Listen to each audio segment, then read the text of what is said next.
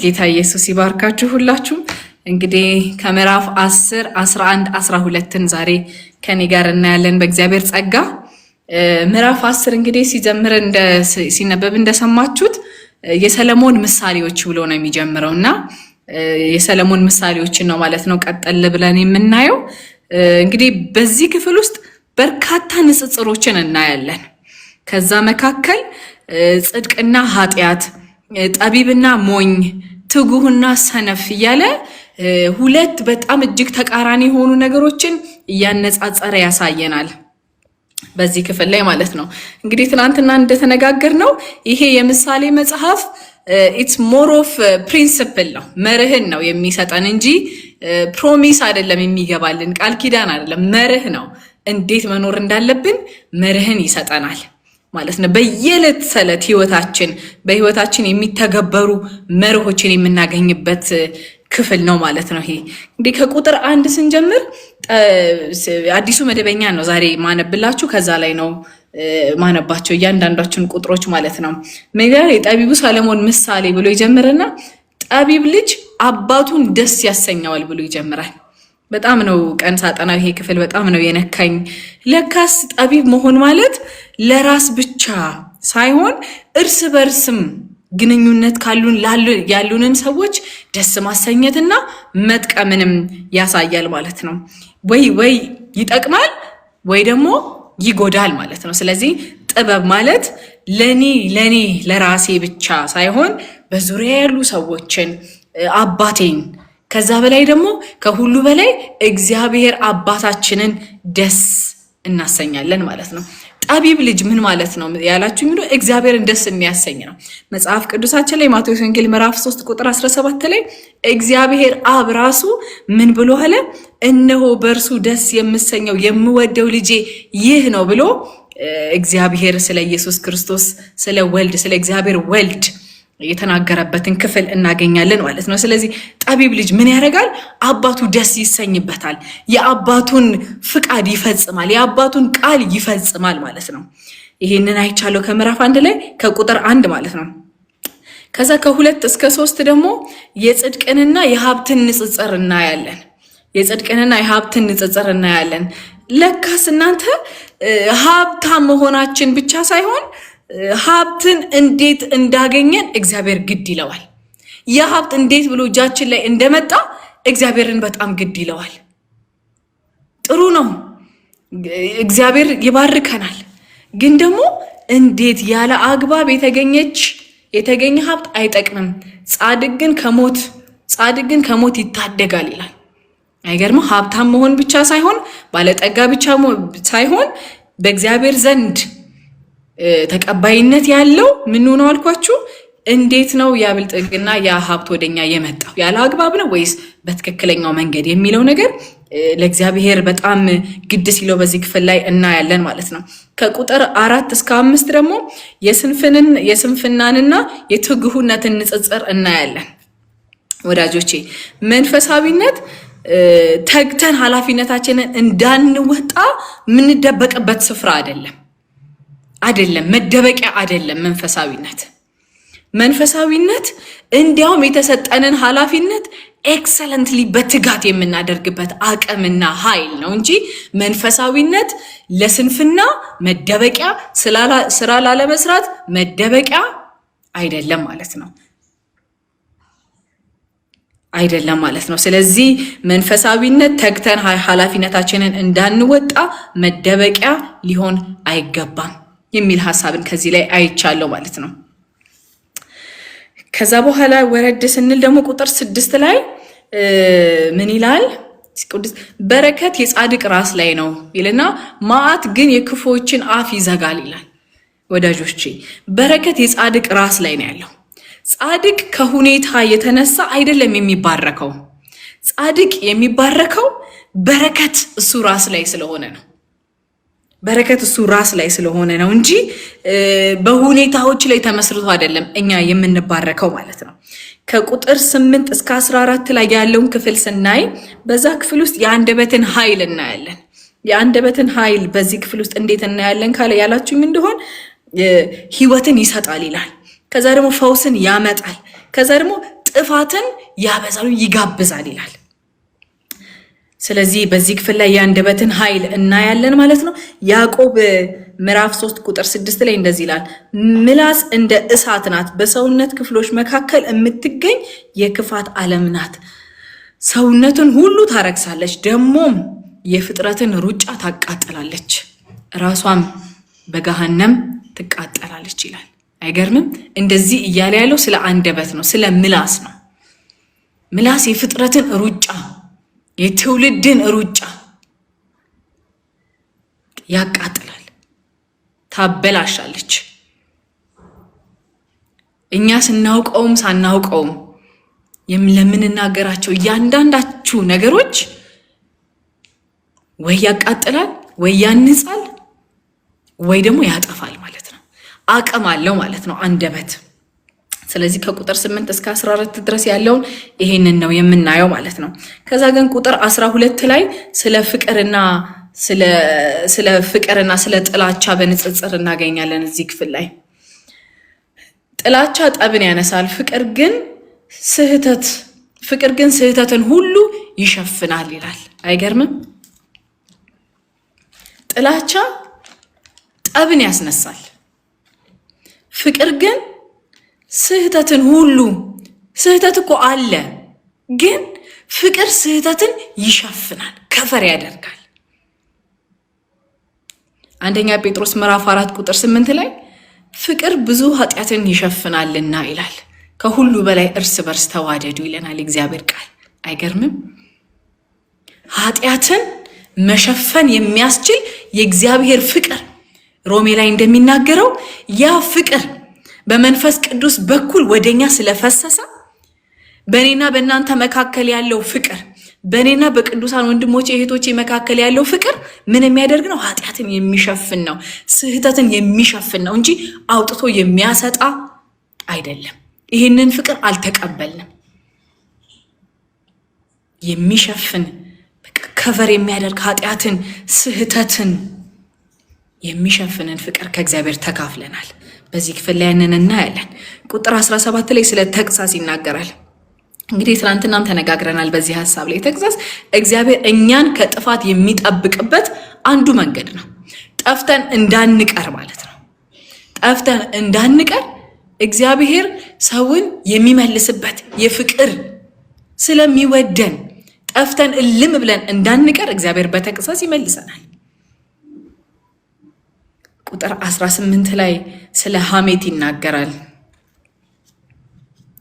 ጥላቻን የሚሸሽግ ሐሰተኛ አንደበት ያለው ነው፣ ሐሜትን የሚዘራ ሁሉ ተላላ ነው ይላል። እንግዲህ ምን እላችኋለሁ፣ ይሄ በጣም ራሱን በደንብ ግልጽ አድርጎ የተጻፈ እግዚአብሔር ቃል ነው። ስለዚህ ምንም ማብራራት አይጠበቅብኝም። ሐሜት ውስጥ ግን የተደበቀ ጥላቻ አለ። የተደበቀ የማይታይ የማይመስል የተደበቀ ጥላቻ ሐሜት ውስጥ አለ። አንደኛ ዮሐንስ ምዕራፍ 3 ቁጥር 15 ላይ ወንድሙን የሚጠላ ነፍሰ ገዳይ ነው፣ ነፍሰ ገዳይም የዘላለም ሕይወት እንደሌለው ታውቃላችሁ ይላል። ሐሜት ምን ማለት? አሁን እኔ ምንም የሐሜትን ዴፊኒሽን እዚህ ላይ አላወራም። ሐሜት ማለት ሰው በሌለበት ስለዛ ሰው ማውራት ነው በአጭር ዴፊኒሽን። ሐሜትን የሚዘራ ሁሉ ተላላ ነው ይላል። አቤት ምሳሌ መጽሐፍ እንዴት እንደሚጠላ ሞኝን እንዴት እንደሚጠላ። ሐሜትን የሚዘራን ሰው ተላላ ነው የሚለው እግዚአብሔር ቃል። ስለዚህ ሐሜት ውስጥ የተደበቀ ጥላቻ እንዳለ በዚህ ክፍል ላይ ማየት እንችላለን ማለት ነው። ከዛ ቁጥር 19 ላይ እንደዚህ ይላል፣ ከቃላት ብዛት ኃጢአት አይታጣም፣ አንደበቱን የሚገታ ግን ጠቢብ ነው ይላል። በጣም ግልጽ ነው ይሄ። በቃላት ብዛት ሰው በጣም ብዙ ባወራ ቁጥር ሊስት ይችላል፣ ያልተገባ ነገር ሊናገር ይችላል። አንደበቱን የሚገታ ግን ጠቢብ ነው ይላል። ምን ነው ባላወራሁኝ፣ ምን ነው እንደዚህ ባላልኩኝ የምንልበት ጊዜ አለ። ያዕቆብ መልእክት ምዕራፍ 1 ቁጥር 19 ላይ የተወደዳችሁ ወንድሞቼ ሆይ ይህንን አስተውሉ፣ ሰው ሁሉ ለመስማት አስተውሉ፣ ለመስማትና ለመናገር የዘገያችሁ ሁኑ ይላል። ቆይ ላንብበው ቃሉን በደንብ።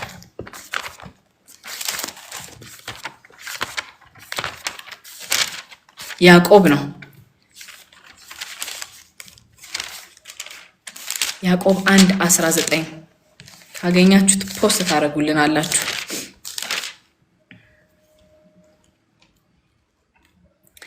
የተወደዳችሁ ወንድሞቼ ሆይ ይህንን አስተውሉ፣ ሰው ሁሉ ለመስማት የፈጠነ ለመናገር የዘገየ ለቁጣም የዘገየ ይሁን ይላል። በቃ ለመስማት ነው መፍጠን ያለብን እንጂ ለመናገር አይደለም። ምክንያቱም ምሳሌ መጽሐፍ ምዕራፍ 10 ቁጥር 19 ላይ ምን ይላል? ሰው በንግግር ብዛት ሊስት እንደሚችልና ያለ አግባብ መናገር የሌለበትን ነገር ሊናገር እንደሚችል ከቃላት ብዛት ኃጢአት አይታጣምና ይላል። አንደበቱን የሚገታ ግን ጠቢብ ነው ብሎ ይናገራል። በዚህ ክፍል ላይ ምዕራፍ 22 ቁጥር 22 ላይ እንሄዳለን። ቁጥር 22 ላይ እንደዚህ ይላል እግዚአብሔር ቃል፣ የእግዚአብሔር በረከት ብልጽግናን ታመጣለች፣ መከራም አያክልባትም አይጨመርባትም የሚል ሐሳብ አለ። በዚህ ክፍል ላይ እንግዲህ እየተናገረ ያለው የእግዚአብሔር በረከት ብልጽግናን ታመጣለች። ሪችነስን እያወራ ያለው እዚህ ክፍል ላይ ስለ ቁሳዊ ሀብት ነው። ሪችነስን ታመጣለች። እግዚአብሔር ይባርካችሁ። በዚህ እግዚአብሔር ይባርካችሁ። እግዚአብሔር የሚባርክ አምላክ ነው። ባይዘዌ የሚባርክ አምላክ ነው። ከዛ ደግሞ መከራን አያክልባትም ይላል። እግዚአብሔር ባለጠጋ ያደርጋል። ብርና ወርቁ ሁሉ የሱ የሆነው አምላክ አባታችን ነው። ፐርፐዝ ባለበት ቪዥን ባለበት እግዚአብሔር ፕሮቫይድ ያደርጋል። ትክክል ነው። ግን አንድ ነገር ልንገራችሁ፣ የእግዚአብሔርን በረከት በአምስት አቅጣጫ እናየዋለን። የመጀመሪያው የእግዚአብሔር በረከት መንፈሳዊ በረከት ነው። መንፈሳዊ በረከት ነው። ምን ማለቴ ነው? መንፈሳዊ ስል አንደኛ ድነት፣ ከእግዚአብሔር ጋር መታረቅ፣ የዘላለምን ሕይወት ማግኘት። እግዚአብሔር በሱ በረከት ባርኮናል። በክርስቶስ ኢየሱስ ላመንን ለኛ የዘላለም ሕይወት ተሰጥቶናል። መንፈሳዊ በረከትን ባርኮናል እግዚአብሔር። ሁለተኛ ከእግዚአብሔር ጋር ያለን ሪሌሽንሺፕ በመንፈሱ ባርኮናል። እንዴት ነን እኔና ጌታ? እንዴት ነን እኔና መንፈስ ቅዱስ? እኔ ከቃሉ ጋር እንዴት ነኝ? እግዚአብሔር በመንፈሳዊ በረከት ባርኮናል። ተባረኩ። ስለዚህ ስለ በረከቶች ነው እያወራን ያለ ነው። 5 አይነት አቅጣጫዎችን ነው እያየን። የመጀመሪያው መንፈሳዊ በረከት ብለናል። ድነታችን፣ እኛ ከእግዚአብሔር ጋር ያለን ሪሌሽንሺፕ እግዚአብሔር ይባርከናል። በዚህ መንፈሳዊ በረከት ማለት ነው። ሁለተኛ አእምሮአዊ በረከት አለ። አእምሮአዊ በረከት ማለት ምንድን ነው? የአእምሮ ሰላም ወዳጆቼ፣ በቃ ስቴብል የሆነ አእምሮ እግዚአብሔር ይሰጠናል። በዚህ ይባርከናል እግዚአብሔር። ከዛ ደግሞ ሳውንድ የሆነ አእምሮ፣ አይዲያን በቃ የተባረከ አይዲያን የሚያመጣ አእምሮ፣ በዚህ እግዚአብሔር ይባርከናል። በመረጋጋት የአእምሮ መረጋጋት መጽሐፍ ቅዱሳችን ላይ አቢጊያና ቀና አስታውሳታለን አይደለ? የተባረከ አእምሮ ነው ያላት። እሷ ያላት የነብይነት ጸጋ አይደለም ያላት፣ ሌላ የመንፈሳዊ ስጦታ አይደለም ያላት፣ የተባረከ አእምሮ ነው። ምን ማድረግ እንዳለባት ታውቃለች። እግዚአብሔር በተባረከ አእምሮ ባርኳታል ማለት ነው። እሷን ግሬት ማይንድ ያላት ናት ይላል መጽሐፍ ቅዱስ ሲናገር። ስጦታ አይደለም ያላት የተባረከ አእምሮ ነው። ሶስተኛ አካላዊ በረከት አለ። ደህንነት፣ ጤና እና ብቁ መሆን፣ ኤብል መሆን፣ ይሄ እግዚአብሔር በዚህ ባርከናል። ከዛ ደግሞ ግንኙነት አለ፣ ሪሌሽንሺፕ አለ። እኛ ከቅዱሳን ጋር ያለን ሪሌሽንሺፕ፣ ከቤተሰቦቻችን ጋር፣ በትዳር በልጆች እግዚአብሔር በሰው ይባርከናል፣ በሪሌሽንሺፕ ይባርካል። ከዛ በኋላ አምስተኛውና የመጨረሻው ግን ምንድነው? ቁሳዊ በረከት ነው። እግዚአብሔር ይባርካል፣ በቁስ ይባርካል። እነዚህ አሁን የነገርኳቸው ነገሮች እንዲሁ ነው ቅደም ተከተላቸው። አንድ ሰው በቁሳዊ በረከት ተባርኮ በመንፈሳዊ በረከት ካልተባረከ ምን ዋጋ አለው?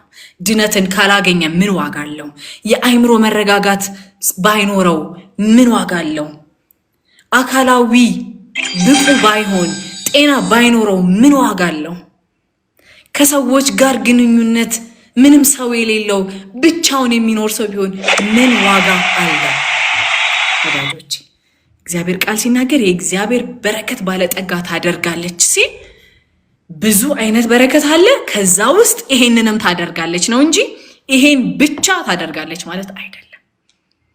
እግዚአብሔር መንፈሳዊ በረከት ይሰጠናል። የአእምሮ በረከት ይሰጠናል። አእምሮአዊ፣ አካላዊና ቁሳዊ በረከትን ይሰጠናል። ከበረከቶች መካከል ይሄም አይቀርብንም። ግን ዋነኛ አይደለም። ይሄ ዋነኛ አይደለም፣ ግን አስፈላጊ ነው። በጣም አስፈላጊ ነገር ነው። አስፈላጊነቱን ልክድ አልችልም። ግን እንዳልኳችሁ ነው። ባል መንፈሳዊ ድነት የሌለው ሰው፣ አእምሮ ያልተረጋጋ ሰው፣ የአእምሮ ጤና የሌለው ሰው፣ የአካል ጤና የሌለው ሰው፣ ከሰዎች ጋር መልካም ግንኙነት የሌለው ሰው ቢባረክ የቁስ በረከት ቢመጣ ምን ማለት ነው? ስለዚህ እግዚአብሔር ቃል ሲናገር የእግዚአብሔር በረከት ሪች ታደርጋለች ሲል ከነዚህ በረከቶች መካከል ቁጥር 22 ላይ ያለውን ቃል ነው እየተነጋገርን ያለ ነው። የእግዚአብሔር በረከት ብልጽግናን ታመጣለች መከራም አይጨመርባትም የሚለውን ሐሳብ ነው እየጻፋችሁ ያላችሁ ማለት ነው። እየተነጋገርን ያለን የእግዚአብሔር በረከት ብልጽግናን ታመጣለች ሲል ብልጽግናን እዚህ ጋር እየተወራ በዚህ ክፍል ላይ እየተነገረ ያለው ሪችነስን ነው። ቁሳዊ ብልጽግናን፣ ቁሳዊ በረከትን ነው እየተነጋገርን ያለ ነው በዚህ ክፍል ላይ ማለት ነው። ግን የእግዚአብሔር በረከት ቁሳዊ ብልጽግናን ብቻ ሳይሆን የምትሰጠን 5 አይነት የእግዚአብሔር በረከቶችን ነው እየተነጋገርን ያለ ነው። የመጀመሪያው መንፈሳዊ በረከት ምን ማለት ነው? መንፈሳዊ በረከት ድነታችን፣ የዘላለም ሕይወት ማግኘታችን፣ ከእግዚአብሔር ጋር ተጣልተን ሩቅ የነበርን ሰዎች አሁን በክርስቶስ ኢየሱስ ከእግዚአብሔር ጋር መታረቃችን፣ የዘላለም ሕይወት ማግኘታችን እግዚአብሔር በዚህ ይባርከናል። ከዛ ደግሞ ከእግዚአብሔር ጋር ያለን ግንኙነት ዕለት ያለን ግንኙነት እግዚአብሔር በዚህ ይባርከናል። ከዛ ደግሞ በመንፈሳዊ ስጦታዎች ደግሞ እግዚአብሔር ይባርከናል። ስጦታን ይሰጣል እግዚአብሔር ለቤተ ክርስቲያን፣ በዚህ ይባርከናል። ሁለተኛ አእምሮአዊ በረከትን ይሰጠናል።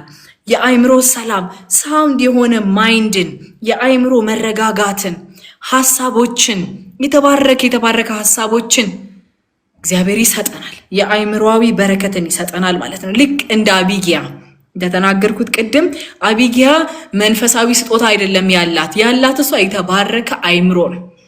ዳዊትም እንደዛ ነው፣ የተባረከ አእምሮ ነው ያለሽ አላት።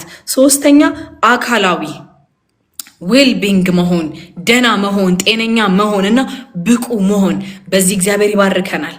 በአራተኛ ደረጃ በግንኙነት ደግሞ እግዚአብሔር ይባርከናል። በሪሌሽንሺፕ ይባርከናል። እንደዚህ እንደኔና እንደናንተ አይነት እግዚአብሔር ቤተሰብን ይሰጠናል።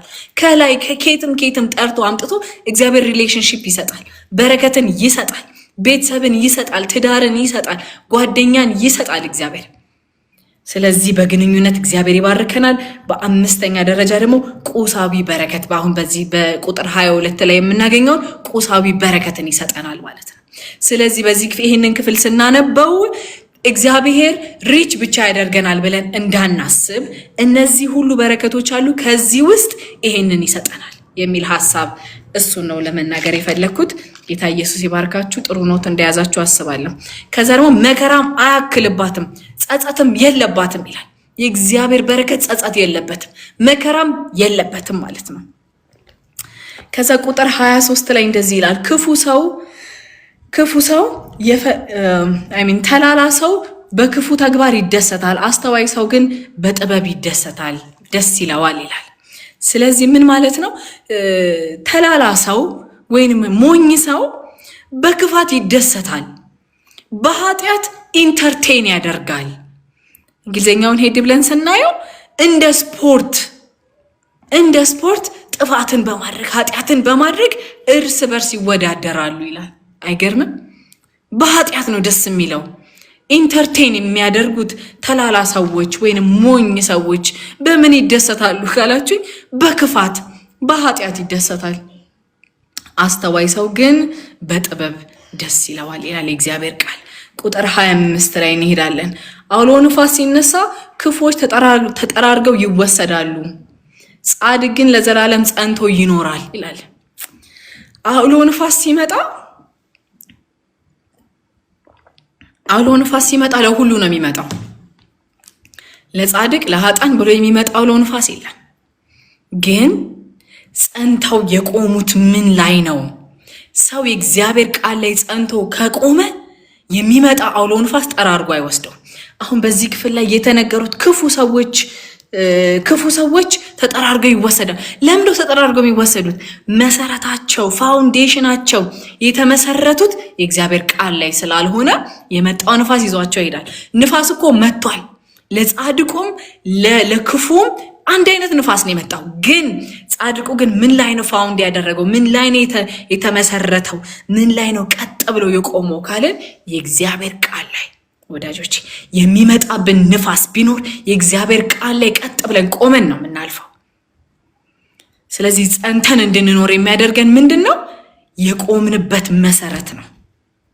ማቴዎስ ወንጌል ምዕራፍ 7 ቁጥር 24 ላይ እንግዲህ ቃሌን ሰምቶ የሚተገብር በተግባር ላይ የሚያውል ቤቱን በአለት ላይ የሰራን ብልህ ሰው ይመስላል አለ ጌታ ኢየሱስ። ቃሌን ሰምቶ የሚተገብር የሚታዘዝ የሚያደርግ ሰው ቤቱን በአለት ላይ እንደሰራ ብልህ ሰው ይመስላል አለ። ስለዚህ የመጣው ንፋስ ለምንድን ነው እኛን ያልወሰደ? ለምንድን ነው ጻድቁን የመጣው ንፋስ ለምን ክፉን ጠራርጎ ወሰደ ካልን ፋውንዴሽኑ ምን ላይ ነው ተመስርተው የቆሙት? ምን ላይ ነው የጸኑት የሚለውን ሐሳብ በዚህ ክፍል ላይ እናያለን ማለት ነው። ከ28 እስከ 32 የመጨረሻው ክፍል እያንዳንዱ መንገድ የራሱ የሆነ መዳረሻ እንዳለው የምናይበት ክፍል ነው። ቁጥር 29 ላይ ስለ መንገድ ይናገራል። የእግዚአብሔር መንገድ ለጻድቃን መጠጊያ ነው፣ ክፉ ለሚያደርጉ ግን መጥፊያቸው ነው ይላል። የእግዚአብሔር መንገድ አለ። ያ መንገድ ለጻድቃን መጠጊያ ነው። እንግሊዝኛው ስትሬንግዝ ነው ይላል። በቃ ብርታት ነው ያ መንገድ። ግን ለኃጥአኑ ግን መጥፊያ ነው ይላል። ስለዚህ የምንሄድበት መንገድ ለመዳረሻችን በቃ ዋና ወሳኙ ነገር እያንዳንዱ መንገድ የራሱ የሆነ መዳረሻ እንዳለው ማለት ነው። የእግዚአብሔር መንገድ ጻድቃንን ያበረታል። ስንደክም ያበረታል። አንደክምም አይደለም፣ እንደክማለን፣ ልንወድቅ እንችላለን። ግን ኢሳይያስ 40:31 ላይ እግዚአብሔርን ተስፋ የሚያደርጉ ኃይላቸውን ያድሳሉ፣ እንደ ንስር በክንፍ ይወጣሉ፣ ይሮጣሉ፣ አይታክቱም፣ ይሄዳሉ፣ አይደክሙም ይላል እግዚአብሔር ቃል። በዚህ መንገድ ውስጥ እስካለን ድረስ ብንወድቅ የሚያነሳን አምላክ የታመነ ነው።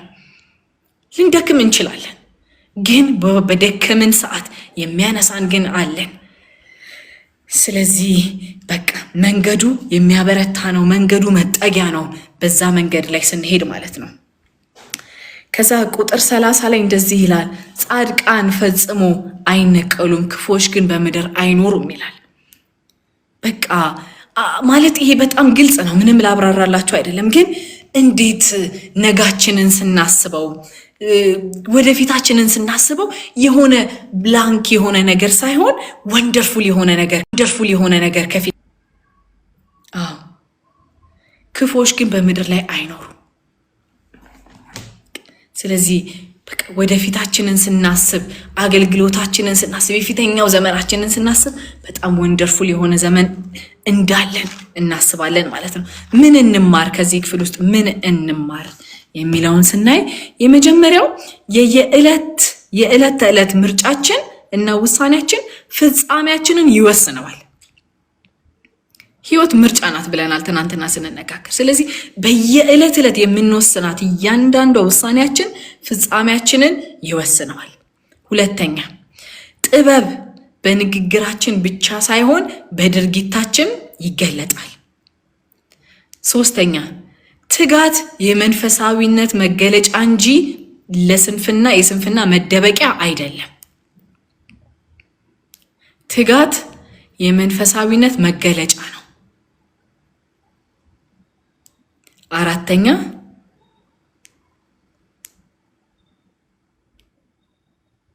በጽድቅ መኖር ደስታችንና ሰላማችን ሆን ያደርገዋል። በጽድቅ መኖር ደስታችንና ሰላማችን ዘላቂ እንዲሆን ያደርገዋል። ወደ ምዕራፍ 11 ገብቻለሁ። ምዕራፍ 11 እንደዚህ ይላል።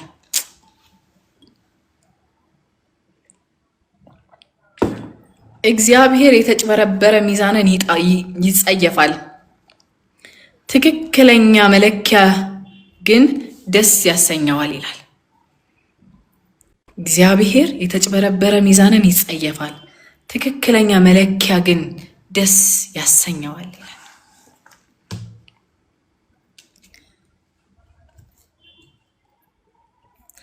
ይሄ እንግዲህ ሚዛን እግዚአብሔር ሲዛባ የሚጸየፈው፣ ትክክል ሲሆን ደግሞ ደስ የሚለው ሚዛን አለ ማለት ነው።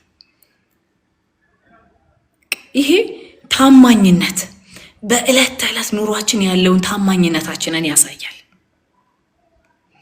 እግዚአብሔር ከሰዎች ጋር ባለን ግንኙነት፣ በስራ ቦታችን ባለ ግንኙነት እውነተኛነታችንን እግዚአብሔር ይፈልገዋል።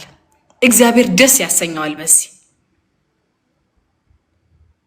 ፎልስ የሆነ ባላንስን እግዚአብሔር ይጠላል ማለት ነው። የተጭበረበረን ሚዛን እግዚአብሔር ይጠላል። ወዳጆቼ አሁን እኮ ባላንስ የምናደርግበት ሚዛናችን አለ አይደለ? እንዴት ነው ህይወትን ባላንስ እያደረግን ያለ ነው? ሚዛን አንዴ ከተበላሸ በቃ በጣም ብዙ ነገር ነው ይዞ የሚያበላሸው። ባላንስ የምናደርግበት ህይወትን ባላንስ የምናደርግበት ሚዛን ከተበላሸ በጣም ብዙ ነገር ያበላሻል። እኛ ደግሞ ወደ አንዱ ስናደላ እግዚአብሔር በዛ ይጸየፈዋል። ሚዛኑን ቀጥ ስናደርገው ግን ትክክለኛ የኑሮ ዘይቤ ስንኖር ግን እግዚአብሔር በዛ ይደሰታል። ራሳችሁን አንዳንዴ አግኝታችሁ ታጣቁም? ወደ አንዱ አዘንብላችሁ እግዚአብሔር በዛ ይጸየፋል።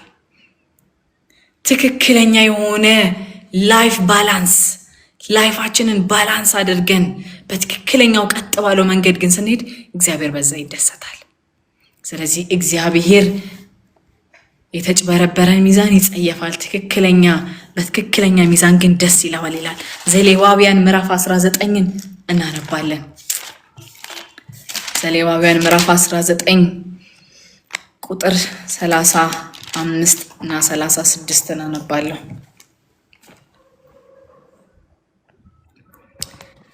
እንደዚህ ይላል። በመስፈሪያ ወይም በሚዛን አታጭበርብሩ። እውነተኛ መለኪያ፣ እውነተኛ መመዘኛ፣ እውነተኛ የኢፍ መስፈሪያ፣ እውነተኛ የኢን መስፈሪያ ይኑራችሁ። ከግብፅ ምድር ያወጣችሁ እኔ እግዚአብሔር አምላካችሁ ነኝ ይላል። አይገርምም? ሚዛን ለምን? እኔ ነኝ ያወጣዋችሁ። ትክክለኛ ባላንስ ያለኝ እኔ ነኝ ያወጣዋችሁ ብሎ እግዚአብሔር ይናገራል ማለት ነው። ስለዚህ ሚዛንን ማጭበርበር፣ ባላንስ ማሳጣት እግዚአብሔር የሚያዝንበት ነገር መካከል አንዱ እሱ እንደሆነ በዚህ ክፍል ላይ አይቻለሁ። ከዛ ደግሞ ምሳሌ፣ እዚሁ ምሳሌ መጽሐፍ ቁጥር 16 ላይ እንደዚህ ይላል። 16:11 ላይ እንደዚህ ይላል። ሐቀኛ መስፈሪያና ሚዛን ከእግዚአብሔር ናቸው፣ በከረጢት ውስጥ ያሉ መመዘኛዎች ሁሉ ስራዎቹ ናቸው ይላል። ስለዚህ ትክክለኛ ባላንስድ፣ ትክክለኛ ሚዛን፣ የህይወት ሚዛን ሲኖረን ማለት ከእግዚአብሔር ናቸው። በቃ ከእግዚአብሔር የተቀበልነው ነው። ከእግዚአብሔር የተቀበለ ሉቃስ ምዕራፍ 16 ቁጥር 10 ላይ በቃ በጥቂቱ የታመነ በብዙ እንደሚሾም ደግሞ የእግዚአብሔር ቃል ይነግረናል። ከዛ በኋላ ከቁጥር 4 እስከ 8 ድረስ ጽድቅንና ሀብትን እያነጻጸረ የሚታይበት ክፍል ነው።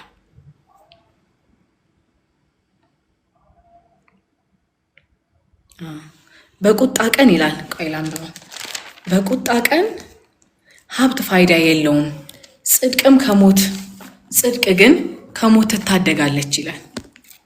እዚህ ጋርም ሀብት እያለ ያለው የቁሳዊ ሀብትን ነው። በቁጣ ቀን፣ በሞት ቀን፣ በፍርድ ቀን ሀብት ምንም ፋይዳ የለውም፣ ምንም ጥቅም የለውም። አያድንም፣ ከሞት አያድንም።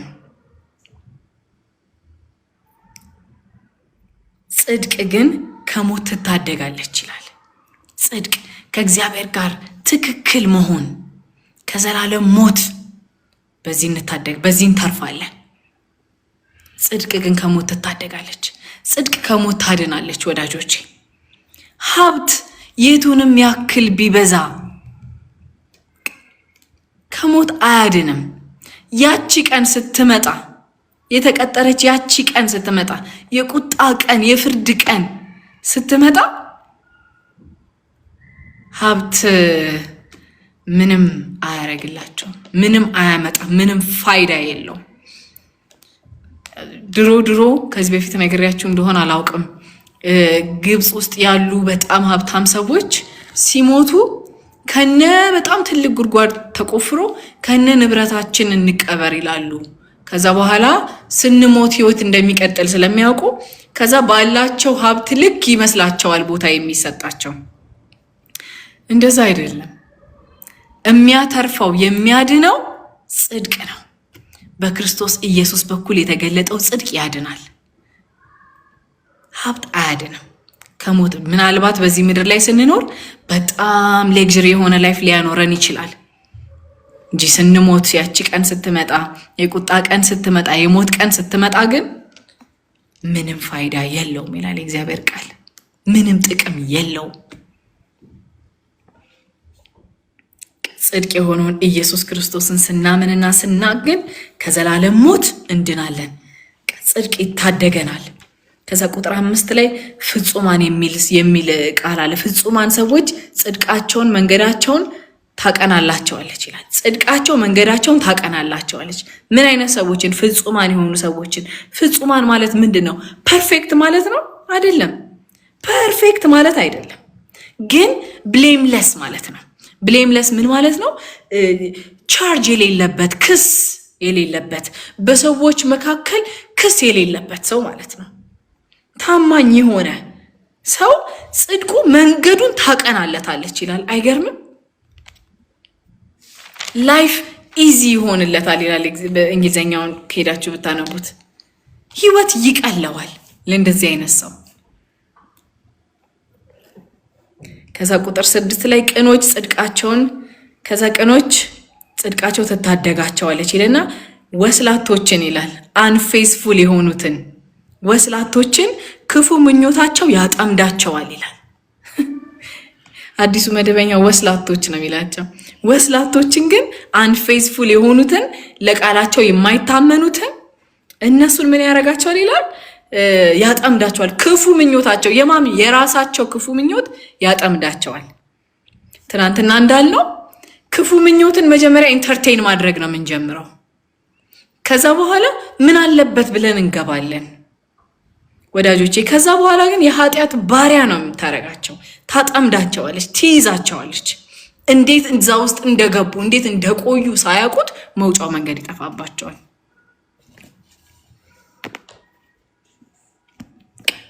መውጣት ከማንችልበት ቦታ ባሪያ አድርጎ ያስቀምጠናል ማለት ነው። ግን ደግሞ ምናልባት በቃ ገብተን በአንድም በሌላም ትናንትናም እንደተነጋገር ነው ገብተን በአንድም በሌላም መውጫው ግን ካጣን ማለት ነው ነፃ የሚያወጣ ግን አለ። ከገባንበት አዝቅት የሚያወጣ ግን አለ።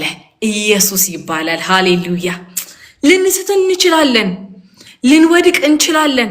ያላሰብንበት ቦታ ላይ ገብተን ሰምጠን ተጠምደን ልንቀር እንችላለን። ከዛ ውስጥ ግን እግዚአብሔር ሆይ በቃ ያ ልጅ ወደ ልቡ እንደተመለሰ ወደ ልባችን ተመልሰን መውጣት እንፈልጋለን ስንል ግን የሚያወጣ የሚያነሳ አለ። ነፃ መውጣት የሚቻለው ትናንትና እንዳልነው ቲቶ ላይ እንዳለው ቃል ማለት ነው። በቃ ኃጢአትና ዓለማዊ ምኞትን የሚያስክድ የእግዚአብሔር ጸጋ አሁን ተገልጧል ይላል። ወዳጆቼ አሁን ተገልጧል። መውጣት ካቃተን ቦታ ላይ በቃ መለየት ካቃተን ነገር ሊለየን የእግዚአብሔር ጸጋ አሁን ተገልጧል። ዮሐንስ ወንጌል ምዕራፍ 8 ቁጥር 16 ላይ እንግዲህ ወልድ ነፃ ካወጣችሁ በእውነት ነፃ ትሆናላችሁ ይላል የእግዚአብሔር ቃል።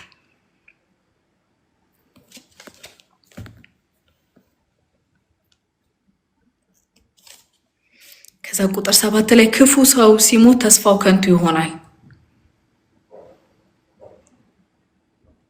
ተስፋው ከንቱ ይሆናል ይላል። አይገርምም? ለምንድን ነው ክፉ ሰው ሲሞት ተስፋው ከንቱ ይሆናል? ለምንድን ነው ከንቱ የሚሆነው ተስፋው ብለን ያየን እንደሆነ ተስፋው ምን ላይ ነው ያረፈው? ምንድነው ተስፋ የሚያደርገው? እሱ ሲሞት አብሮት የሞተው ተስፋ ምን ላይ ቢሆን ነው? ዕብራውያን 11:11 እናነባለን።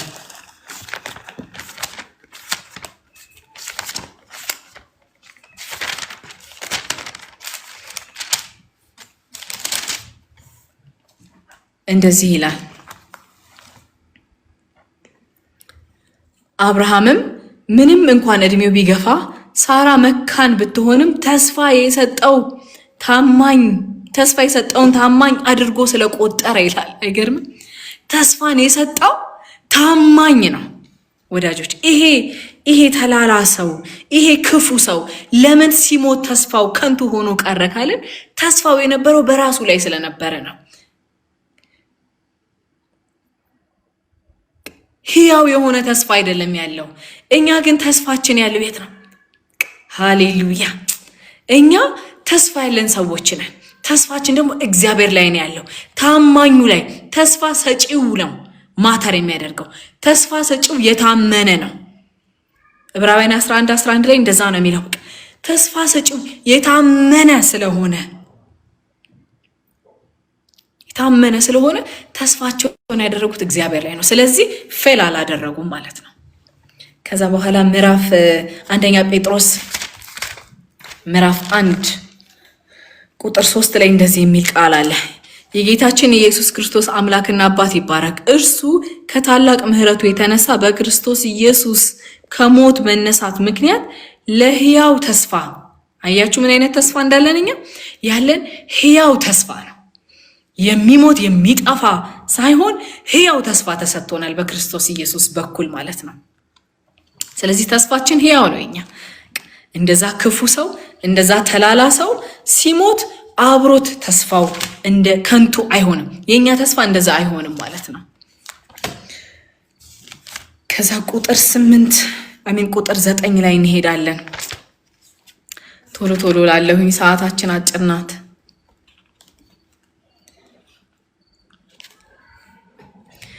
ክፉ ሰው ባልንጀራውን በአፉ ያጠፋዋል፣ ጻድቅ ግን በእውቀት ያመልጣሉ ይላል።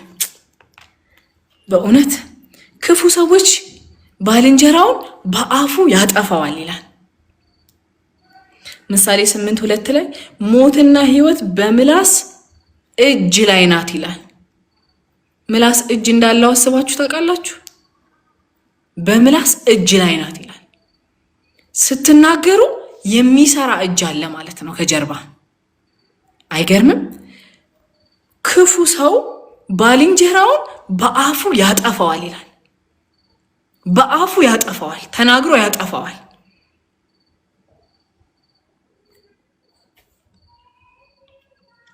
በእያንዳንዳችን ንግግር ጀርባ ወይ የሚያጠፋ ወይ የሚያንጽ ወይ የሚሰብር ወይ የሚተክል ኃይል አለ።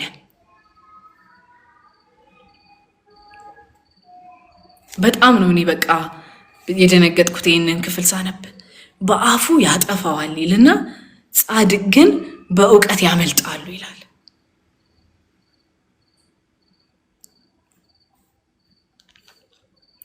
ከዛ በኋላ ቁጥር 10 እና 11 ላይ ደግሞ እናያለን። ይሄንን ክፍል 10 እና 11ን ጻድቃን ሲሳካላቸው ከተማ ደስ ይላታል፣ ክፎች ሲጠፉ እልልታ ይሆናል። በቅኖች ከተማ ከፍ ከፍ ትላለች፣ በክፎች አንደበት ግን ትጠፋለች ይላል። ጻድቃን ሲሳካላቸው ወዳጆች፣ ሲሳካላቸው፣ በቢዝነሳቸው ሲሳካላቸው፣ ወደ ስልጣን ሲወጡ፣ ንግዱን ሲቆጣጠሩት፣ በየትምህርት ቤቱ በየዩኒቨርሲቲ ፕሪንሲፓል ሆነው ሲሳካላቸው ከተማ ደስ ይላታል ይላል እግዚአብሔር ቃል። አይገርምም?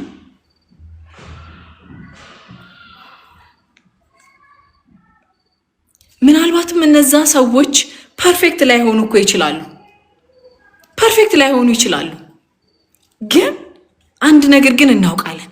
እነሱ ስለተሳካላቸውና ከፍ ያለውን ቦታ ስለያዙ ግን የሰይጣን ስራ እየተጋለጠና እየተዋረደ እንደሆነ ግን እናውቃለን። ስለዚህ ይሄ በእውነት የጸሎት ርዕስ አድርገን ልንወስድ የሚገባ ነው። አሁን ላይ ያሉት ቅዱሳን ባለስልጣናትን ስናይ፣ በንግዱ ላይ በጣም በትልልቅ ቦታ ላይ የደረሱ ክርስቲያኖችን ስናይ ወዳጆች፣ ይሄ እኮ የበፊት እናትና አባቶቻችን ጸሎት እኮ ነው። ቅዱሳን ሲበለጽጉ፣ ቅዱሳን ሲሳካላቸው፣ ቅኖች የበረከትን ከተማ ሲይዙ ከተማ ከፍ ከፍ ትላለች። ክፉዎች ግን ሲቀመጡ ግን ከተማ ትጨነቃለች። ለምን? የእግዚአብሔር ሲሰሩ እነዚህ ቅዱሳን እነዚህ ጻድቃን ሲሰሩ አንድም ለእግዚአብሔር ክብር ከዛ ደግሞ ለሰዎችም ጥቅም እንደሆነ ስለሚያምኑ ማለት ነው። ስለዚህ የሁላችንም ጸሎት ሊሆን የሚገባ ነገር ነው ማለት ነው። ቁጥር 12 ላይ ማመዛዘን የጎደለው ሰው ባልንጀራውን ያንኳስሳል፣ አስተዋይ ግን አንደበቱን ይገዛል ይላል። በጣም ነው የሚገርመኝ ይሄ ቃል ሳነበው። ማመዛዘን ጓደኞቹን ባልንጀራውን ማለት ነው ያንኳስሳል። እየቀለደበት ሊሆን ይችላል። በሰዎች መካከል እያሳቀበት ሊሆን ይችላል። ግን ምን ያደርገዋል? ያንኳስሰዋል። በቃ ቢሊትል ትንሽዬ እንደሆነ ኩስስ ያደርገዋል። ባልንጀራው። አይገርማችሁ? ግን ይሄ ሰው ምን አይነት ነው መሰላችሁ? ማመዛዘን የጎደለው ሰው ነው። ማመዛዘን የጎደለው ሰው ባልንጀራውን ያኳስሳል፣ አስተዋይ ግን አንደበቱን ይገዛል ይላል። ምን አይነት ከጓደኞቻችን ጋር ያለን ሪሌሽንሽፕ ምን አይነት ነው? ከስራ ባልደረቦቻችን ባልንጀሮቻችን ጋር ያለን ሪሌሽንሽፕ ምን አይነት ነው? አንድ የምንቀልድበት ሰው የለም? አንድ ቤተሰብ ውስጥ የሆነ ሙድ የምንይዝበት የምናስቅበት ሰው የለም? እንደዛ አይነት ነገር ውስጥ ከተገኘን የእግዚአብሔር ቃል ምን እንደሚለን ታውቃላችሁ? ማመዛዘን የጎደለው ባልንጀራ ይላል።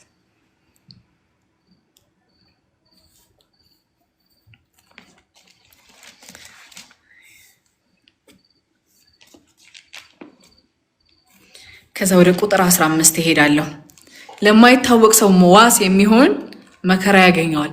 በጣም መርህ ነው ብያቸዋለሁ። በዚህ ክፍል ላይ በዚህ መጽሐፍ ላይ የምናገኛቸው መርህ ነው።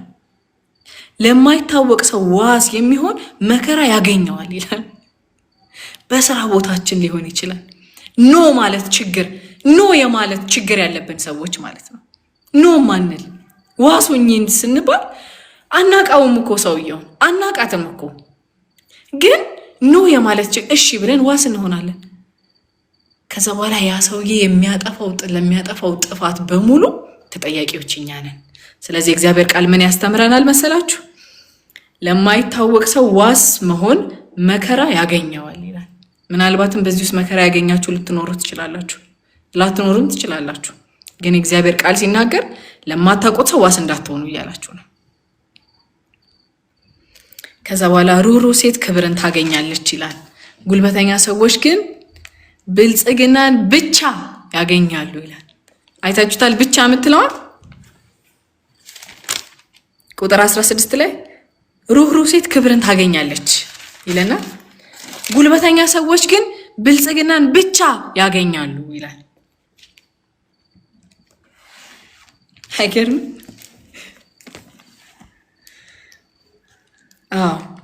ሩህሩህ ሴት ክብርን ታገኛለች። ብልጽግናውም አይቀርባትም እኮ ታገኘዋለች። ግን እንዴት ነው? እሷ በክብር ነው የምታገኘው። በክብር ታገኘዋለች። ጉልበተኞች ግን ብልጽግናን ብቻ ያገኟታል፣ ያለ ክብር ያገኟታል። ያለ መንፈሳዊ በረከት ያለ አእምሮአዊ በረከት ሰው ከሰዎች ተነጥለን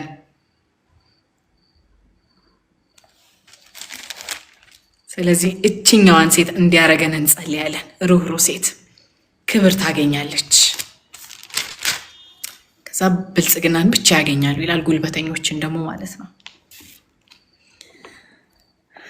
ከዛ ደግ ሰው ራሱን ይጠቅማል፣ ጨካኝ ግን በራሱ ላይ መከራን ያመጣል ይላል እግዚአብሔር ቃል። ደግ ሰው ራሱን ይጠቅማል። ባይዘው ሰው ደግ ሲሆን ራሴን ልጥቀም ብሎ አይደለም ደግ የሚሆነው። በቃ ደግ ነን፣ ግን ሰው የዘራውን ስለሚያጭድ ማለት ነው። መንገዱ ይቀናለት ነው። ክፋት በሱ መንገድ ላይ የለም። ለምን? ደግ ስለሆነ። ደግ ሰው ራሱን ይጠቅማል፣ ጨካኝ ሰው ግን በራሱ ላይ መከራ ያመጣል ይላል። ገላትያ 6:7 ላይ እንደዛ ይላል አይደለ? ሰው የዘራውን ያጭዳል። በቃ ሰው የዘራውን ያንኑ ያጭዳል። እግዚአብሔር አይዘበትበትም። ወይ ደግሞ አሁን እኛ በምንግባባበት ቋንቋ ስናወራ እግዚአብሔርን አንሸውደውም።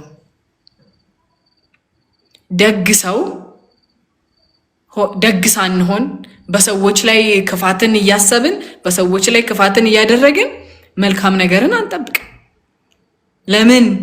እግዚአብሔር አይዘበትበትም። ሰው የዘራውን ያንን ነው የሚያጭደው። ከዛ በኋላ ምዕራፍ ቁጥር 18 ላይ ክፉ ሰው የሚያገኘው ትርፍ መቅኖ የለውም፣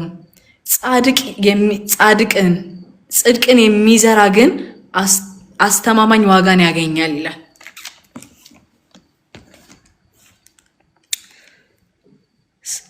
ክፉ ሰው የሚያገኘው ትርፍ መቅኖ ማለት ዘላቂነት የሌለው ማለት ነው።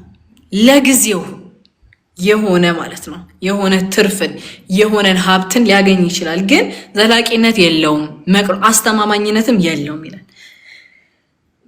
ያለን ሀብት ዘላቂነት እንጂ በምን ያክል ፍጥነት ነው ሀብታም የሆኑት የሚል አይነት አይደለም ሊኖረን የሚገባው አመለካከት ማለት ነው። በአሁን ዘመን እንደምንለው ሹት ማድረግ አይደለም። ያለን ሀብት ዘላቂ ነው ወይ አስተማማኝ ነው ወይ ነው እንጂ ሹት አደረገ የሚል ቋንቋ አይደለም። በአጭር ጊዜ በአይን በቃ ኢማጂን የማይደረግ ሀብት ውስጥ መግባት አይደለም ስኬት ወዳጆች። ዘላቂና ስቴብል የሆነ አስተማማኝ የሆነ ትርፍን ማግኘት ነው የሚያስፈልገን። ምሳሌ 13:1 ላይ እንደዚህ ይላል፣ ያለ አግባብ የተገኘ ገንዘብ እየመነመነ ያልቃል ይላል። ገንዘብ ጥቂት በጥቂት የሚያከማች ግን ያጠራቅማታል ይላል። ወዳጆቼ በአንዴ ብድግ ብሎ ሹት ማድረግና ሚሊዮነር መሆን አይደለም ዋና ዓላማው። ግራጁዋሊ ነው ሰው የሚያድገው፣ ቀስ በቀስ ነው የሚያድገው። ከትንሽ ተነስቶ ነው ሰው የሚያድገው። ብድግ ብሎ ቱግሲ ብድግ ብሎ የሆነ ቦታ ላይ ሲሾት ማለት እኔ እንጃ፣ እኔ አላውቅም። እኔ ግን ሄልዚ አይመስለኝም፣ ጤነኛ አይመስለኝም። ጥቂት በጥቂት የተከማቸች ገንዘብ ግን ባለጠጋን እንደምታደርግ በዚህ ክፍል ላይ እናያለን። ከ20 እስከ ቁጥር 20-21 ድረስ ያለው እግዚአብሔር ድርጊታችንን ብቻ ሳይሆን መነሻ የልባችንን ሞቲቭ እና ሀሳብ እንደሚያይ እና እንደሚመረምር እናያለን። ቁጥር 22 ላይ እንደዚህ የሚል ቃል አለ።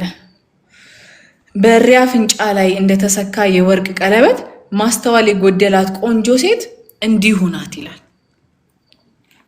ማስተዋል የጎደላት ምን አይነት ሴት? ቆንጆ ሴት። ወዳጆቼ እግዚአብሔር ከውጫዊ ውበት ይልቅ ለውስጣዊ ውበት ዋጋን ይሰጣል።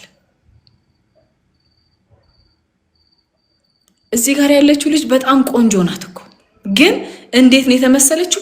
በእሪያ ላይ አሁን ወርቅ ምን ያደርግላታል? ውጫዊ ውበትን እግዚአብሔር ራሱን የፈጠረው። እኔ እንደዚህ ሆኜ መፈጠሬ ላይ አንዳች አስተዋጽኦ የለኝም። እግዚአብሔር ራሱን የፈጠረኝ እኔ ግሩምና ድንቅ ሆኜ ተፈጥሬያለሁ። የኔ የውጫዊ ነገሬ ላይ እግዚአብሔር በዛ አይደነቅም። እግዚአብሔር ግን ዋጋ የሚሰጠው በምንድን ነው ካላችሁኝ፣ በውስጣዊ ውበት ማለት ነው።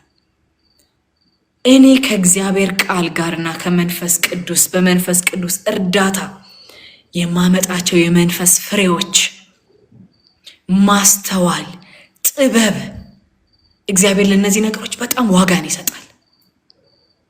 አንዲት ቆንጆ ሴት ማስተዋል ከሌላት፣ ጥበብ ከሌላት እሪያ ላይ ወርቅ እንደማድረግ ነው።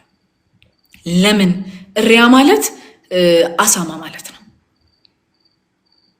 አሳማውን ወርቅ ብታረግ ባታደርግ፣ ወርቅ ሲጀመር ለቆነጃጅት ሴቶች የተሰጠ ነገር ነው እንጂ ለእሪያ የተሰጠ ነገር ነው እንዴ? አይደለም እኮ አይደለም።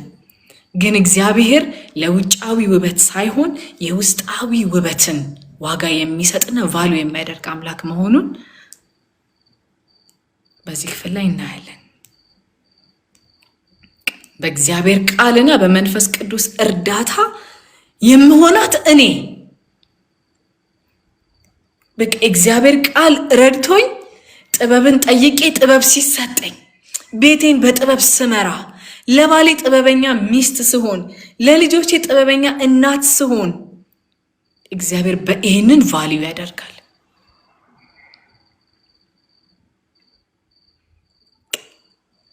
የመንፈስ ቅዱስ ስጦታ አለ አይደል? የተሰጠ ለቤተ ክርስቲያን በቃ እሱ ስጦታ ነው። ግን ደግሞ የመንፈስ ፍሬ ደግሞ አለ። የመንፈስ ፍሬ እኛ ሰዎች በመንፈስ ቅዱስ እርዳታ ከመንፈስ ቅዱስ ጋር ኮኦፕሬት አድርገን የምናፈራቸው ፍሬዎች ናቸው። ትዕግስት፣ ፍቅር፣ የዋሃት፣ ደግነት፣ ቸርነት የመንፈስ ፍሬዎች ገላትያ መጽሐፍ ላይ ያለው ማለት ነው። ይሄ ስጦታ አይደለም። ይህንን እኛ በመንፈስ ቅዱስ እርዳታ የምናፈራቸው ፍሬዎች ናቸው። እግዚአብሔር በመንፈስ ቅዱስ ስጦታ ሳይሆን የሚደነቀው ዋጋ የሚሰጠው በመንፈስ ፍሬ ነው። ያማ ስጦታ ነው። በቃ ይሄ አፒራንስማ የተሰጠኝ ነገር ነው።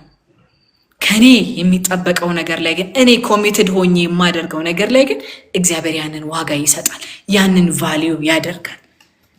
ደግሜ ያነበዋለሁ። በእሪያ አፍንጫ ላይ እንደተሰካ የወርቅ ቀለበት ማስተዋል የጎደላት ቆንጆ ሴት እንዲሁ ናት ይላል። ስለዚህ ከፊዚካል ነገራችንን መጠበቅ ቴክ ኬር ማድረግ ጥሩ ነው። ግን እሱ ብቻ ሳይሆን የውስጥ ማንነታችን ላይ መስራት በእግዚአብሔር ዘንድ ዋጋ እንዲኖረን ያደርጋል። ቫልዩአችንን ከፍ ያደርግልናል ማለት ነው። ከምዕራፍ እዚሁ ቁጥር ላይ 24 እና 25 ለጋስነትና ንፉግነትን የሚያሳይ ክፍል አለ። በጣም ግልጽ ስለሆነ እሱን አላብራራም ማለት ነው። በጣም ግልጽ ነው።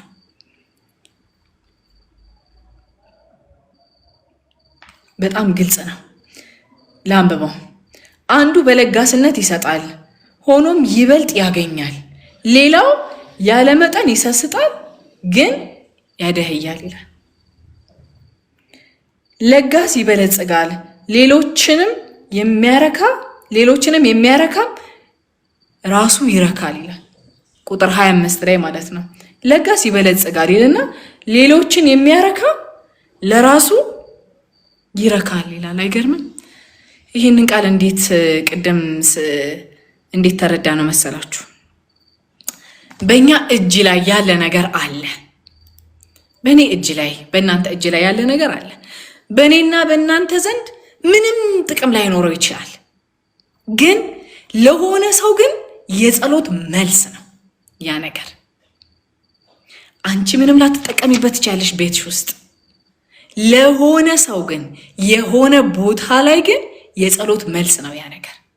ስለዚህ ያን ነገር አንስተን ለሌሎች ስንሰጥ ይልሽ ሌሎችን የሚያረካ ሌሎችን ስናረካ ራሱም ይረካል። እግዚአብሔር የኛን ኒድ ደግሞ ከሌላ ቦታ ያመጣልናል ማለት ነው።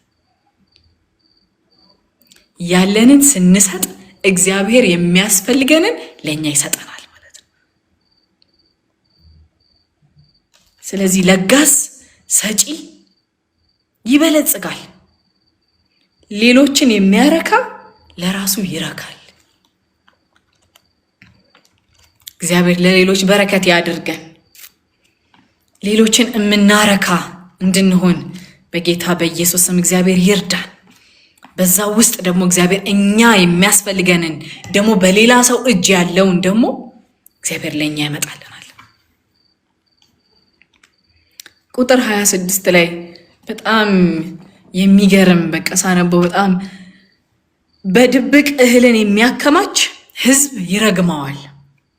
አውጥቶ የሚሸጥ ግን በረከትን ይጎናጸፋል ይላል። አይገርምም? አሁን የሆነ ጊዜ ዘይት ሲጠፋ ዘይቱን ልቅምቅም አድርገው ክትት የሆነ ቦታ ላይ የለም ሱቅ ውስጥ። ከዛ በኋላ ቢፈለግ የለም። በቃ እህልን በድብቅ እህልን የሚያከማች ሕዝብ ይረግመዋል ይላል የእግዚአብሔር ቃል። አይገርምም? እንደው የእግዚአብሔር ቃል የማይነካው የህይወታችን ክፍል ይውላችሁ ኢኮኖሚያችንን ኢንፍሌሽኑን ሁላ እግዚአብሔር ቃል ይናገራል። ድብቅ እህልን በድብቅ የሚያከማች ሲጠፋ ጠብቆ በውድ ዋጋ ለመሸጥ የሚያከማች ሕዝብ ይረግመዋል ይላል። አውጥቶ የሚሸጥ ግን እንደው እኮ የሚሰጥ ግን በረከትን ይጎናጸፋል ይላል እግዚአብሔር ቃል።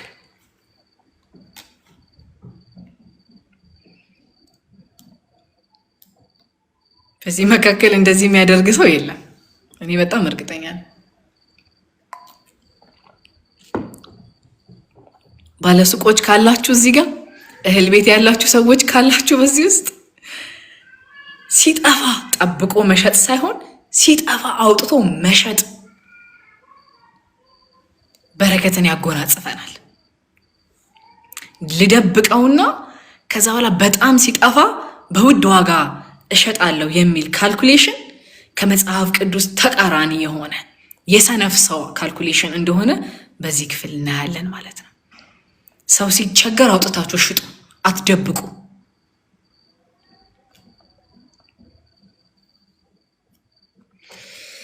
ከዛ በኋላ ቁጥር 30 ላይ ነው የሚሄደው ቀጥታ ማለት ነው። ቁጥር 30 ላይ እንደዚህ ይላል፣ የጻድቅ ሰው ፍሬ የሕይወት ዛፍ ናት፣ ነፍሳትን የሚማርክም ጠቢብ ነው ይላል። ምን አልኳችሁ? የጻድቅ ፍሬ የሕይወት ዛፍ ናት። የጻድቅ ሰው ፍሬ የሕይወት ምልልስ፣ የጽድቅ ፍሬ የሚታይ ነገር ነው አይደለ? ፍሬ ማለት የሚታየው ምልልሳችን፣ መውጣት መግባታችን፣ ከሰዎች ጋር ያለን ሪሌሽንሺፕ።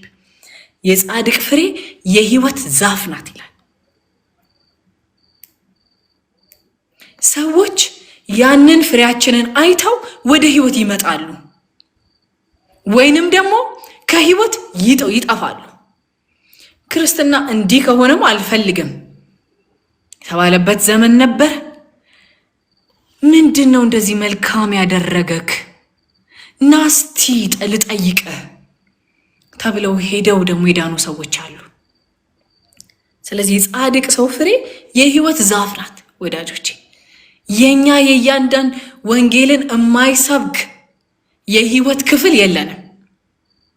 ስለተናገርን አይደለም፣ በሰላምታችን ከሰዎች ጋር ባለን ሪሌሽንሺፕ፣ ቢሮ ውስጥ ባለን ሪሌሽንሺፕ፣ በታማኝነታችን፣ በሰው ወዳድነታችን፣ በርህራሄያችን፣ በምህረታችን ሰዎች ወደ ሕይወት ይመጣሉ። ባይዘዌ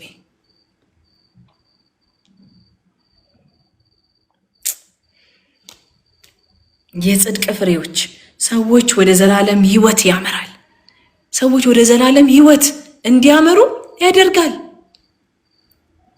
ነፍሳትን እንማርክበታለን። በዕለት ተዕለት ኑሯችን እኮ እግዚአብሔር ነፍሳትን ያጠምድበታል። ወይንም ደግሞ ሰዎች ህይወታችንን አይተው ከኛ እንዲሸሹ ይሆናል።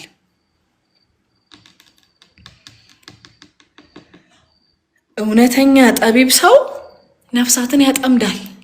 በሱ ላይ በተገለጠው የጽድቅ ፍሬ ተጠቅሞ ነፍሳትን ያጠቅማል። ምንድነው እንደዚህ መልካም ያደረገሽ? ምንድነው እንደዚህ ደግ ያደረገክ? በጣም ነው ለሰው የምታዝነው፣ በጣም ነው ለሰው የምታዝኙ። እግዚአብሔር ነፍሳትን ይገበይበታል፣ ይነግድበታል በዚህ።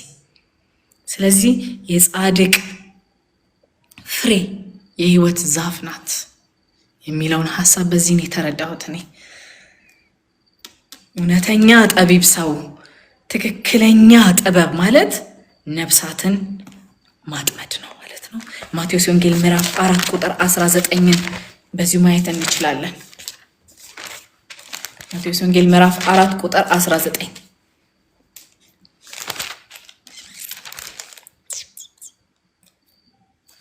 ኢየሱስም ኑ ተከተሉኝ ይልና ሰዎችን አጥማጆች አደርጋቸዋለሁ አላቸው። ኑ ተከተሉኝ፣ ከዛ ሰዎችን አጥማጆች አደርጋቸዋለሁ። ስለዚህ እውነተኛ ጠቢብ ሰው ማለት ነፍሳትን የሚያጠምድ በምኑ? በፍሬው። የጻድቅ ፍሬ የህይወት ዛፍ ናት። ነፍሳትን የሚማርክ ጠቢብ ነው ይላል። በምንድን የምንማርከው ካልን በፍሬያችን እንማርካለን ማለት ነው። ምዕራፍ 12 ላይ ገብቻለሁ። በሰዓቴ ነው የምጨርሰው፣ ዛሬ አልቆየም። ምዕራፍ 12 እንደዚህ ይላል። ቁጥር 1 ሲጀምር ስለ ተግሳጽ ነው የሚጀምር። ተግሳጽን የሚወድ ዕውቀትን ይወዳል፣ መታረምን የሚጠላ ግን አዲሱ መደበኛ ደነዝ ነው ይላል። እኔ አይደለም ያልኩት። መታረምን የሚጠላ ደነዝ ነው። በእውነት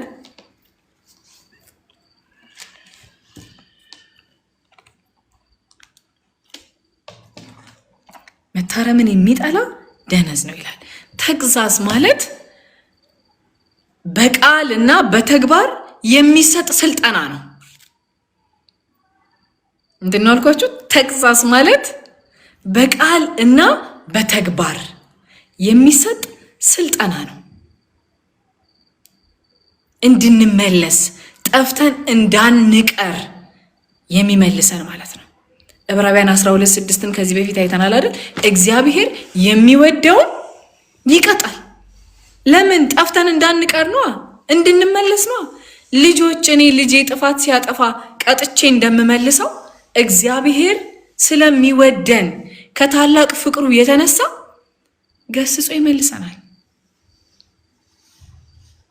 የማይቀጣ ልጅ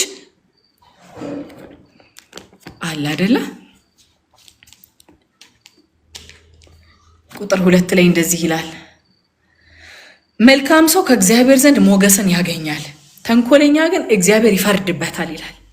ወዳጆቼ ሞገስ ከእግዚአብሔር ዘንድ የሚገኝ ነገር ብቻ ነው። ሰው ሞገስን አይሰጥም። ፐርፌክትሊ ስለለበስን ሞገስ አይሰጥም። በጣም ስላማርን ሞገስ አይሰጥም። ባለስልጣን ስለሆንን ሞገስ አይሰጥም። በሰዎች ዘንድ ተቀባይነት ስላለን ሞገስ አይሰጥም። ሞገስ የሚመጣው ከእግዚአብሔር ዘንድ ብቻ ነው። ከእግዚአብሔር ብቻ። መልካም ሰው ከእግዚአብሔር ዘንድ ሞገስን ያገኛል። ከማን ዘንድ? ከእግዚአብሔር ዘንድ። ሰው ሞገስን አይሰጥም።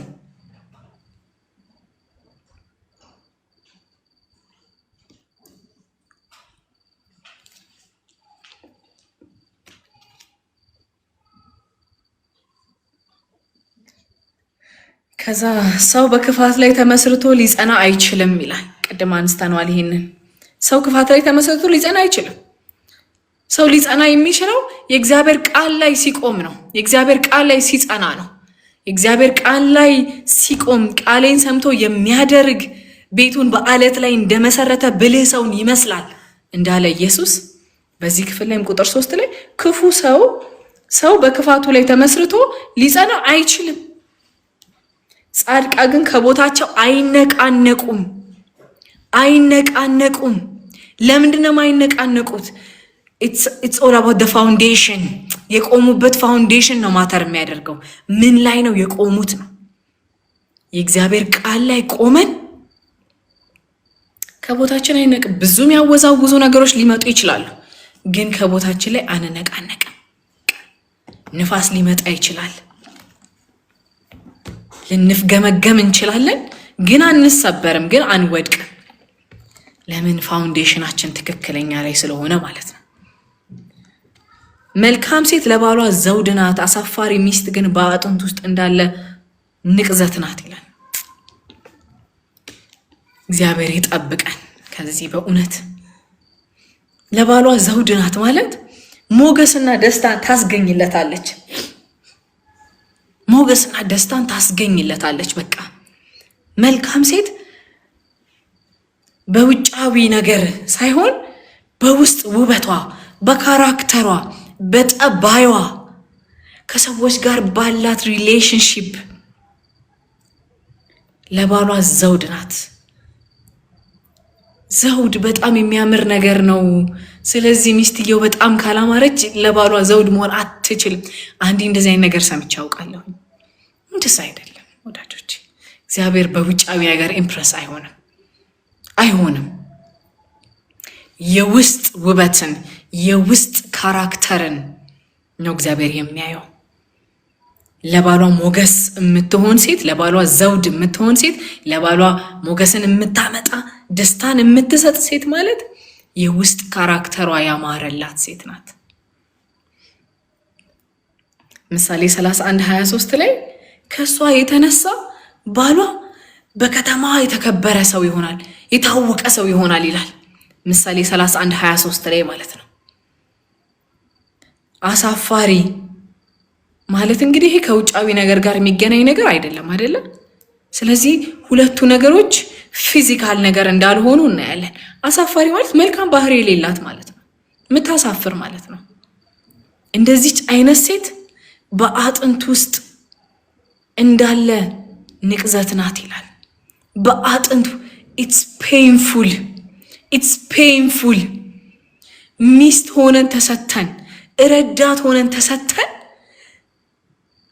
እግዚአብሔር ከዚህ ይጠብቀን ወዳጆቼ። እግዚአብሔር ከዚህ ይጠብቀን፣ ምህረት ያደርግልን በኢየሱስ ስም። እኔ ለባሌ ውበት ስሆን፣ ሞገስ ስሆን፣ ደስታ ማስገኝለት ስሆን፣ በአጥንት ውስጥ እንዳለ ንቅዘት ናት። እንደው ሊያከው እንኳን የማይችለው ማለት ነው። በውስጥ የሆነ ኢትስ ፔንፉል። እግዚአብሔር ይጠብቀን ከዚህ። ቁጥር 5 እና 6 ስለ ሐሳብ ይናገራል። ስለ ሐሳብና ስለ ንግግር ይናገራል። ስለ ሐሳብና ስለ ንግግር ይናገራል። እያንዳንዱ ንግግር መጀመሪያ ሐሳብ ነበረ። ንግግር ሆኖ ከመውጣቱ በፊት ሐሳብ ነበረ። ቁጥር 5 እንደዚህ ይላል፣ የጻድቅ ሐሳብ የቀና ነው፣ የክፎች ምክር ግን ሸር አለበት ይልና የክፎች ቃል ደም ለማፍሰስ ታደባለች፣ የቅኖች ንግግር ግን ይታደጋቸዋል ይላል። ስለዚህ በዚህ ክፍል ላይ የምናየው ሐሳብና ንግግር ተነጣጥለው የሚታዩ ነገሮች እንዳልሆኑ ነው ማለት ነው። ስለዚህ አንድን ነገር ወደ ድርጊቱ ከመምጣቱ በፊት፣ ደም ከመፍሰሱ በፊት ምን ነበረ? መጀመሪያ ሐሳብ ነበረ። ከሐሳብ ቀጥሎ ምንድነው? ንግግር ነው። ከዛ በኋላ ድርጊት ሆኖ ይገለጣል ማለት ነው። ስለዚህ የምናስበው ነገር መምረጥ አለብን። የምናስበው ነው የምንናገረው። እኔ ሳላስበው ነው የተናገርኩት የሚባል አማርኛ የለም። ሰው ያላሰበውን ነገር ማውራት አይችልም። ስለዚህ መጀመሪያ አሁን የማወራው ነገር መጀመሪያ ሐሳቤ ውስጥ የነበረ ነገር ነው። የማወራው የማስበው ነው። ምንድነው ማስበው? ከመናገራችንና ከድርጊታችን በፊት ሐሳባችን መመርመር አለበት። የምናስበውን መምረጥ አለብን። አይምሮአችን የፈለገውን ነገር እንዲያስብ መፍቀድ የለብንም። አይምሯችን እንደ ሕፃን ልጅ ነው። ተው መባል አለበት። ኖ ይሄንን አላስብም። የምናስበውን ነገር መምረጥ አለብን። ምን እያሰብኩ ነው የሚለው ነገር መምረጥ አለብን። ምክንያቱም ያ ሐሳብ ንግግር ይሆናል፣ ከዛ በኋላ ድርጊት ሆኖ ይገለጣል ማለት ነው።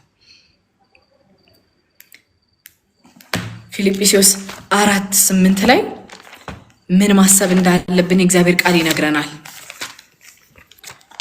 ፊልጵስዩስ 4:8 ምዕራፍ 4:8 ላይ እንደዚህ ይላል፣ በመጨረሻም ወንድሞቼ ሆይ እውነት የሆነውን ነገር፣ ክቡር የሆነውን ሁሉ፣ ትክክል የሆነውን ሁሉ፣ ንጹሕ የሆነውን ሁሉ፣ ተወዳጅ የሆነውን ሁሉ፣ መልካም የሆነውን ነገር መልካም የሆነውን ሁሉ፣ በጎነትም ቢሆን ምስጋናም ቢሆን እንደነዚህ ስላሉ ነገሮች ምን በሉ ነው የሚለው? አስቡ ነው የሚለው። አስቡ። ስለዚህ ስናስብ የምናስበው ነገር ትክክል ነው ወይ? የከበረ ነገር ነው ወይ? ንጹሕ ነው ወይ? ተወዳጅ ነው ወይ ብለን ማሰብ አለብን ማለት ነው። እውነተኛ የሆነውን፣ ጭምት የሆነውን፣ ጽድቅ የሆነውን እነዚህ ነገሮች አስቡ ይላል። ያሰብነውን ነው የምንናገረው፣ የተናገርነውን ነው የምናደርገው ማለት ነው። ስለዚህ መጠንቀቅ ያለብን የምናስበው ነገር ላይ እንደሆነ በዚህ ክፍል ላይ እናያለን። ቁጥር 9 እንደዚህ ይላል። ምዕራፍ 12 ቁጥር 9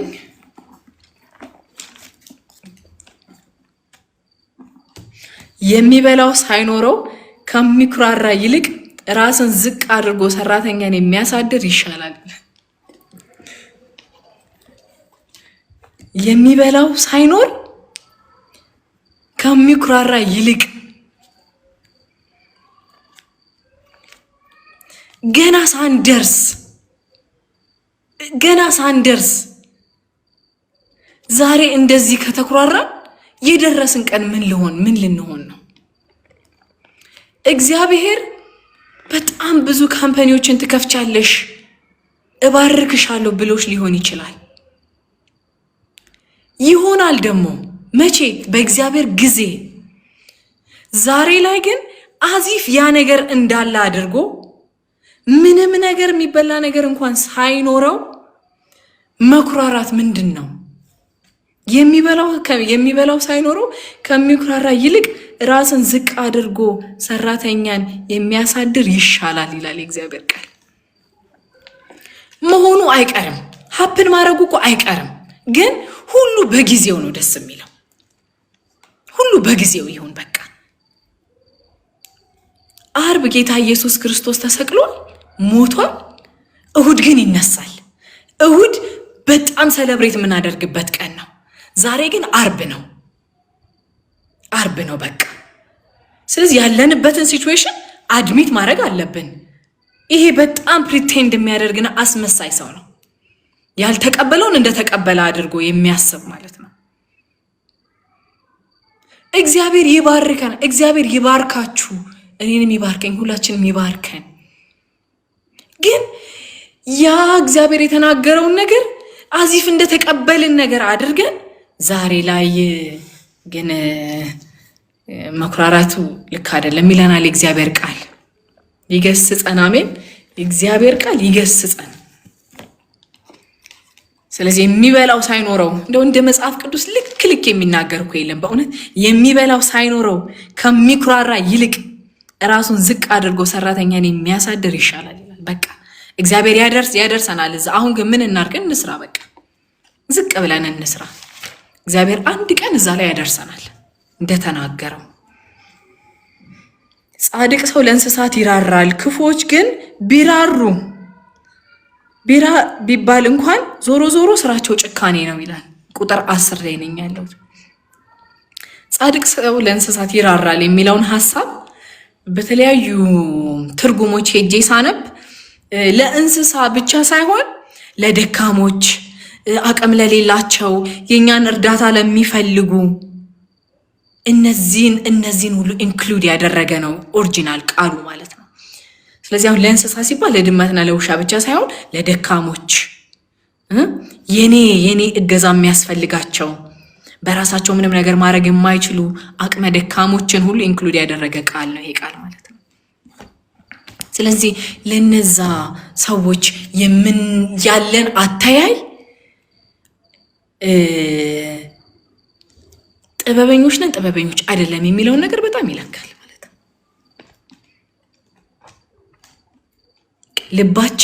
ልባችንን ይወስናል። እንደነዛ አይነት ሰዎችን ስናይ ምንድነው የሚሰማን? ልባችን ላይ ምንድነው የሚሰማን? ርህራሄ ነው የሚሰማን? ቸልተኝነት ነው የሚሰማን? ወይስ በቃ እንደ ነገሩ ነው? ይሄ ልባችንን ያሳያል ወዳጆቼ። እንደው ሌላው ቢቀር በመንገድ ላይ ስናልፍ ወይ ስንሄድ በሆነ ነገር ተተብትባ ትራፕት ሆና ያለችን ድመት ስናያት ምን አይነት ስሜት ይሰማናል? ሄደን በቃ በሆነ ነገር ውስጥ እንደዚህ ተጨንቃ ያለችን እንስሳ ስናያት ምንድን ይሰማን? ሄደን አላቀን እንፈታታለን ወይስ አልፈናት እንሄዳለን? አንዳንዶች ደግሞ መታው ይገሏታል እዛው። ያ ድርጊታችን ልባችንን ይወስነዋል፣ ያለን አመለካከት ማለት ነው።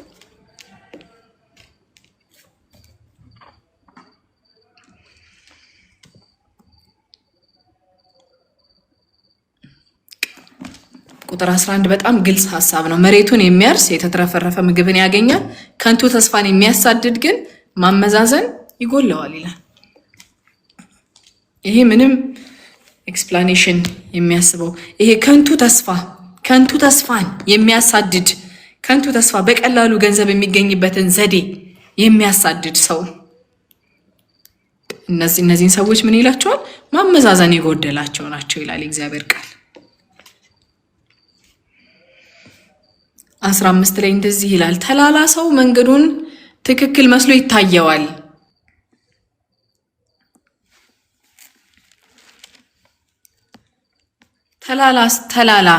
ተላላ ሰው መንገዱ ትክክል መስሎ ይታየዋል ይላል።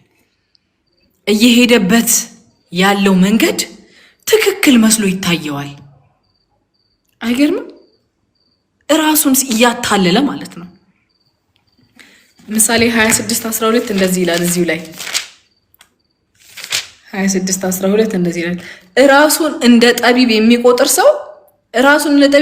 ሰው አይተሃልን ይላል። ከእርሱ ይልቅ ተላላ ሰው ተስፋ አለው ይላል። ሞኝ ሰው፣ ሰነፍ ሰው ተስፋ አለው ከእንደዚህ አይነት ሰው ይልቅ ራሱን እንደ ጠቢብ የሚቆጥር ሰው፣ ያለበት መንገድ ትክክል መስሎት የሚታየው ሰው ማለት ነው። መንገዱን ቼክ የማያደርግ ሁሌ ልክ ነኝ ብሎ የሚያስብ ሰው ማለት ነው። እንደዚህ አይነትን ሰው ምን ይለዋል እግዚአብሔር ቃል? ተላላ ብሎ ይጠራዋል። ከዛ በኋላ ከምዕራፍ ከቁጥር 17 እስከ 19 ድረስ ስለ ንግግር ነው። ብዙ አይተናል ከዚህ በፊት ስለ ንግግር ነው ያለው። ከዛ ቁጥር 22 ላይ እግዚአብሔር ሐሰተኛ ከንፈርን ይጸየፋል፣ በእውነተኛ ሰዎች ግን ደስ ይለዋል ይላል። እውነተኝነትን ከሱ የተካፈልነው ባህሪ ስለሆነ እግዚአብሔር በሰዎች ዘንድ እውነተኛነትን ሲያይ ደስ ይለዋል። ለምን? ከሱ የተካፈልነው ባህሪ ስለሆነ ማለት ነው። ቁጥር 23 እንደዚህ ይላል፣ አስተዋይ ሰው ዕውቀቱን ይሰውራል፣ ተላሎች ሰዎች ግን ድንቁርናን ይነዛሉ ይላል። አዲሱ መደበኛ ነው እያነበብክ ያለው። ሌላ አንድ ትርጉም ደግሞ ምን ይላል መሰላችሁ? አስተዋይ ሰዎች አዋቂ ነኝ እያሉ አይመጻደቁም፣ ሞኞች ግን አዋቂ ነን በማለት ድንቁርናቸውን ያጋልጣሉ ይላል። አይገርምም? አስተዋይ ሰው አዋቂ ነኝ አይልም፣ ዕውቀቱን ይሰውራታል ሲል እኛ እንዳናውቃት አይደለም የሚሰውራት። አዋቂ ነኝ ግን አይልም። አቤት እግዚአብሔር ቃል እኮ ነው እንዴት እንደሚገርመኝ በእውነት። አስተዋይ ሰዎች አዋቂ ነን እያሉ አይመጻደቁም። በቃ ሲመክሩ ለጥቅም ነው የሚመክሩት፣ አዋቂነታቸው እንዲታወቅ አይደለም። እንዲያም እንደዚህ አይነት ሰዎች እኮ የሚያውቁት አለማወቃቸውን ነው። ዕውቀትን ባወቅን ቁጥር የምናውቀው አለማወቃችንን ነው። ሞኞች ግን ምን ይላሉ? እኔ አውቃለሁ እያሉ ድንቁርናቸውን ይነዛሉ ይላል። ድንቁርናቸውን ያጋልጣሉ ይላል። ስለዚህ አዋቂ ነኝ ያለው ሁሉ አዋቂ እንዳልሆነ በዚህ ክፍል ላይ ማየት እንችላለን።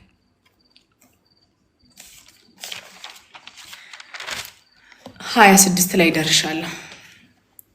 ጻድቅ ሰው ለወዳጁ መልካም ምክርን ይሰጣል፣ የክፉዎች መንገድ ግን ወደ ስህተት ይመራል። ወዳጆቼ ምክርን ስንቀበል ከማን እንደምንቀበል ማወቅ አለብን።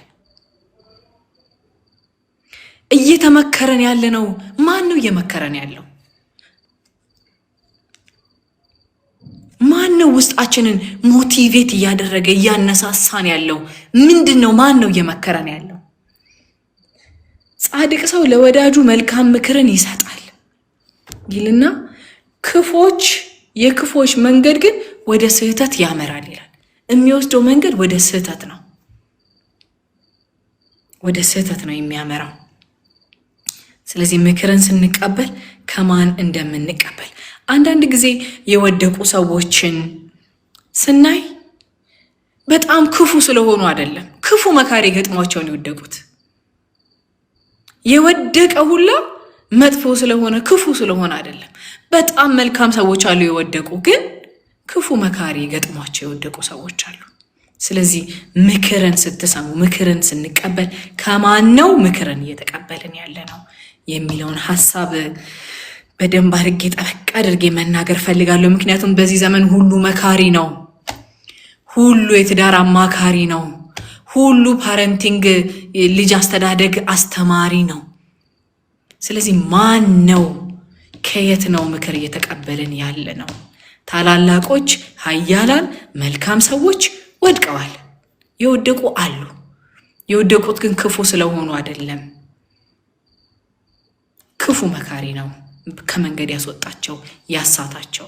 ስለዚህ ምክርን ስንቀበል ምንጊዜም ከማን ነው ምክርን የምንቀበለው የሚለውን ሐሳብ በደንብ አድርጌ ማሳየት ፈልጋለሁ።